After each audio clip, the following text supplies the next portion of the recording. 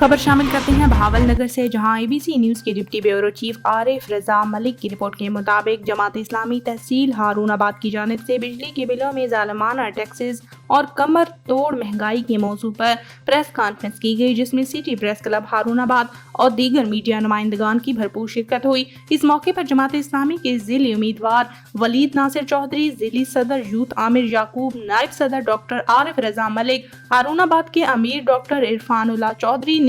Media से गुफ्तगू करते हुए वाज़ेह किया कि जमात इस्लामी पाकिस्तानी हुकूमत की जानिब से मजलूम पाकिस्तानी कौम पर जालिमाना टैक्सेस और नाकाबिल बर्दाश्त महंगाई की सूरत में ढाए जाने वाले मजालिम को कतई बर्दाश्त नहीं करेगी, और जब तक हुकूमत बिजली के बिलों में इजाफी टैक्स और महंगाई खत्म नहीं करती, जमात इस्लामी पाकिस्तान की जानिब से महंगाई के खिलाफ एहतिजाज और धरने जारी रहेंगे। इनका कहना था कि अवाम 2 वक्त की रोटी मुश्किल से पूरी कर रही है और हुकूमत अवाम पर महंगाई के पहाड़ गिरा रही है, जो किसी सूरत काबिल कबूल नहीं।